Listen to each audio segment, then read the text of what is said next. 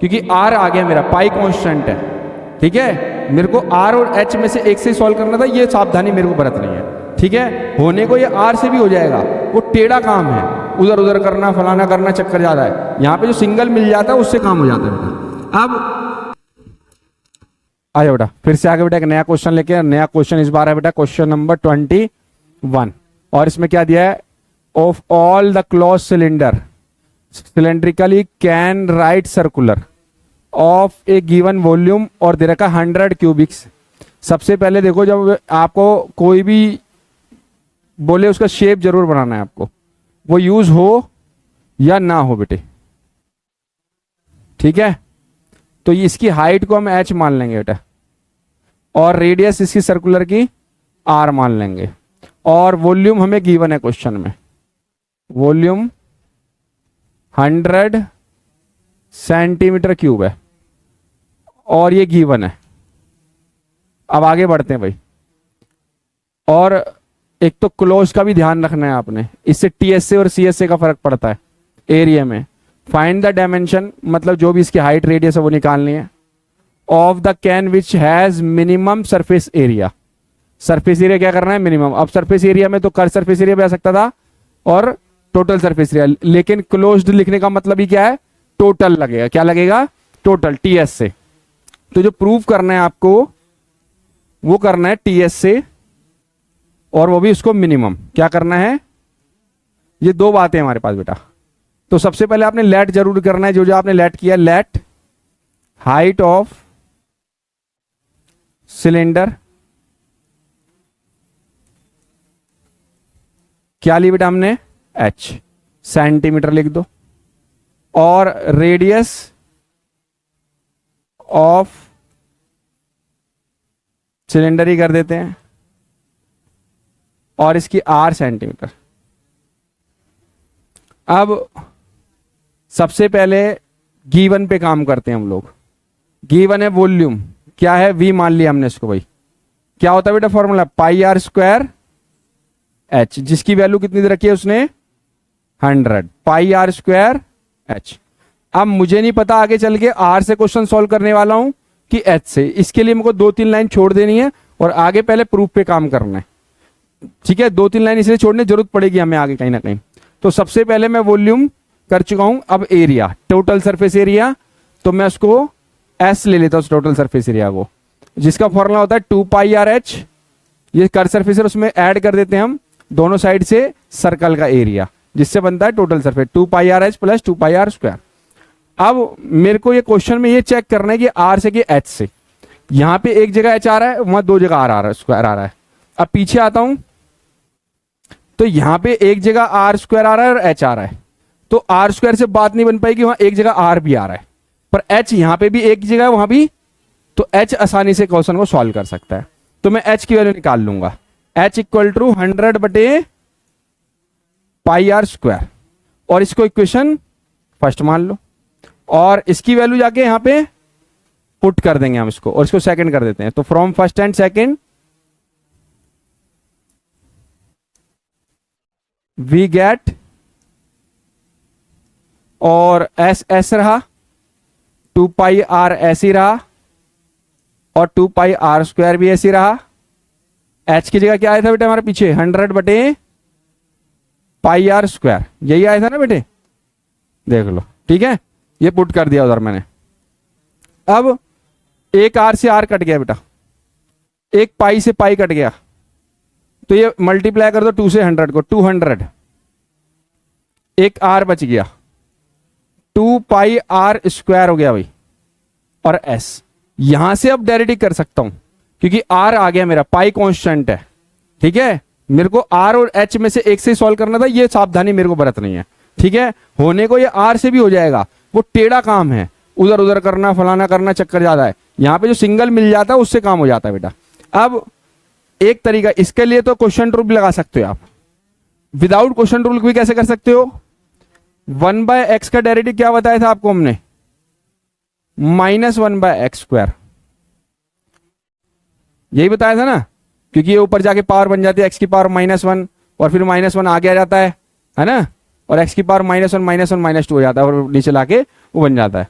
तो हम इसको ना ऐसे ही करेंगे, क्वेश्चन रूल लगाने का प्रोसीजर ज्यादा हो जाएगा। 200 इंटू आर लिख सकता हूं इसको मैं, 1/r। तो 200 तो कांस्टेंट है, 1/r का मेरा डेरिवेटिव हो जाएगा, और 1/r का तो मेरे पास है 1/x जैसा, और इसका तो मेरे को आता ही है। अब यहां से मैं इसका डेरिवेटिव कर लेता हूं। ठीक है, पहला डेरिवेटिव करते हैं। क्यों करना है? मिनिमम करने के लिए। मिनिमम करने के लिए 2 बार डेरिवेटिव, पहली बार डेरिवेटिव करके 0 के इक्वल, जिससे हमारी यूनिट मिल जाएगी, फिर डबल डेरिवेटिव। तो पहला डेरिवेटिव कर रहे हैं ds बाय dr। 200 ऐसी रहा जो हमने अलग से लिखा था अभी कांस्टेंट। अब 1/r का -1/r²। नहीं तो क्वेश्चन रूल भी लगा लोगे तो भी यही आएगा बेटा आंसर। जब क्वेश्चन रूल लगाओगे तो -200/r² आ जाएगा आपका, आएगा भाई। प्लस पीछे आ जाओ, 2 पाई ऐसी रहा, r² का 2r होता है बेटा, तो 2 पाई 2r, और ये 2 और 2 हो गया 4, ये हो गया -200/r² प्लस 4 पाई r। अब पहले डेरिवेटिव किसके इक्वल बेटे? 0 के इक्वल। इससे r के लिए निकालनी तो माइनस वाले को पूरे को ले आता हूं इधर, प्लस हो जाएगा इधर आके, पूरा बटे के साथ ही ले आया, पूरा पूरा ही वैल्यू उठा के लाया बेटा इधर में, और equal to 4 pi r। r² को उधर भेज दो बेटा, 200 4 पाई r की क्यूब बन गया, क्योंकि इससे मल्टीप्लाई हो जाएगी जाके। अब 4 पाई डिवाइड भेज दो इसके 200 के, r की क्यूब इक्वल टू 200 बटे 4 पाई। ये देखो ये वैल्यू मैंने इसके डिवाइड में भेज दी बेटा वहां पे। ठीक है, अब 4 से कट गया बेटा 200, कितना आया? 50। तो r की क्यूब निकला 50/पाई, लेकिन मुझे r की क्यूब नहीं, r चाहिए, जिसके रिस्पेक्ट में डेरिवेटिव करते हैं उसकी वैल्यू निकालते हैं। अब r मेरा कैसे निकलेगा? 50/पाई, और ये वैल्यू पावर जाके इधर उल्टी हो जाएगी, रेसिप्रोकल 1/3 हो जाएगी, तो मेरी r की वैल्यू निकल गई। अब मुझे डबल डेरिवेटिव करना है, क्योंकि पहला डेरिवेटिव करके 0 के इक्वल कर यूनिट निकालते हैं। अब डबल में करेंगे तो किसका करेंगे? ये 0 के सामने वाले उठा लो बेटा। ठीक है, इसका करेंगे, थर्ड इक्वेशन लिख के कर देना वहां पे। अब डबल डेरिवेटिव में d² s बटे dr² इक्वल टू, अब मैं जब दोबारा इसका करूंगा, जब इसका दोबारा करूंगा तो -200 अलग कर दूंगा और 1/r² अलग कर दूंगा, और 1/r² का वैसे ही होगा जैसे उसका क्या था, कैसे? डेरिवेटिव वो 1/x²। इसका भी डायरेक्ट लिखवाया था -2/x की क्यूब, ये भी वैसे ही होता है, x² ऊपर जाके x² -2 और नीचे ला करके। क्लियर है? तो मैं सीधा इसका डेरिवेटिव इससे कर दूंगा, क्यों मेरा फिर से क्वेश्चन रूल लगाना नहीं पड़ेगा बेटा। तो मैं अब इसका डेरिवेटिव कर रहा हूं, तो सबसे पहले -200 अलग कर दिया, और ये बाहर कर दिया 200 माइनस का 1/r² का -2/r की क्यूब। ठीक है, ये वाले प्रोसेस से किया है, इस वाले से ये आया।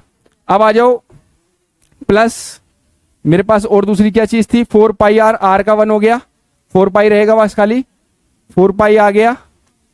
ठीक है इतना, और ये माइनस माइनस प्लस हो जाएगा, 400 मल्टीप्लाई कर दिया 200 से 2 को, और ये r की cube 4 pi.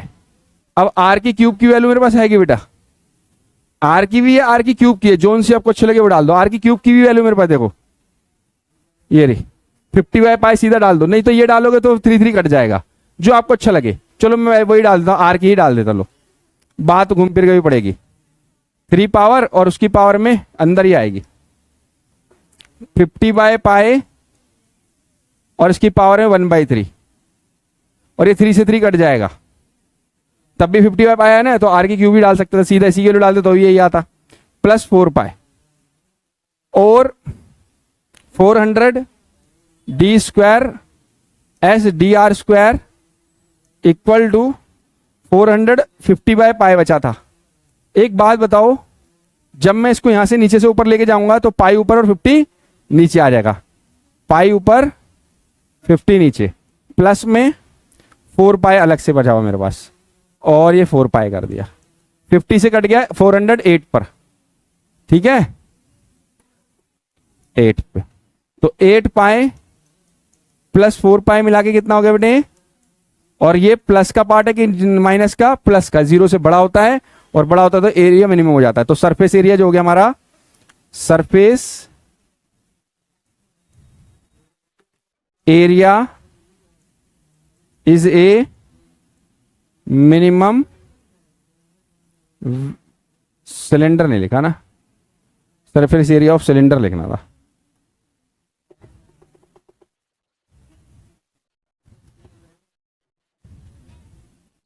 Surface area of cylinder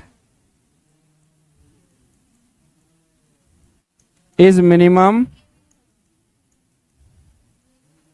when at r equal to 50 by पाई की पावर 1/3।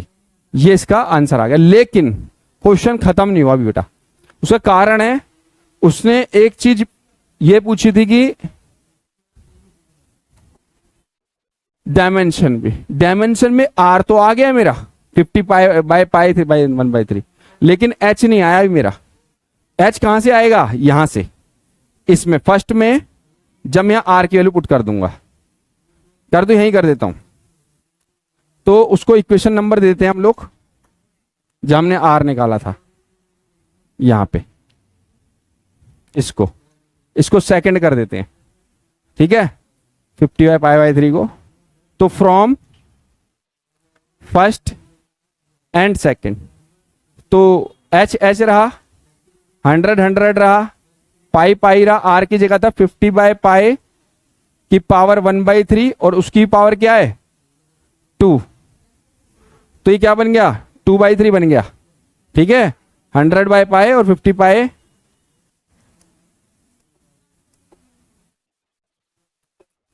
तो h equal to 100 by pi और 50 बाय पाई की पावर 2/3, क्योंकि 1/3 और 2 को मल्टीप्लाई कर दिया, इन दोनों की 2/3 अलग अलग कर दो और 50 को ब्रेक कर दो भाई, 2 इंटू 50 में लिख सकता हूं, नीचे पाई आ गया बेटे, और ये 50 की पावर 2/3 अलग कर दो, पाई की पावर 2/3 अलग कर दो।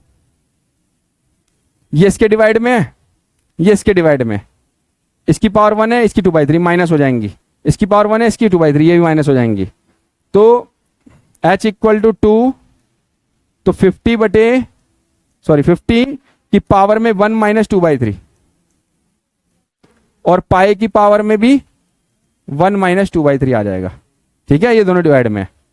और 2 इंटू 50 की पावर कितनी आ गई बेटा, एलसीएम में कितना आएगा इसका 3 माइनस 2/3 1/3, सेम नीचे भी पाई की पावर 1 और दोनों की चाहो तो पावर एक जैसी कर सकते हो, तो 2 मल्टीप्लाई 50 बाय पाई की पावर 1/3, ये इसकी हाइट आ सकती है बेटा, ठीक है, यहां भी छोड़ सकते हो, यहां भी छोड़ सकते हो, आपको जो अच्छा लगे। क्लियर सबको बेटे, डाउट तो नहीं किसी को? थैंक यू, मिलते हैं नेक्स्ट वीडियो नेक्स्ट क्वेश्चन के साथ।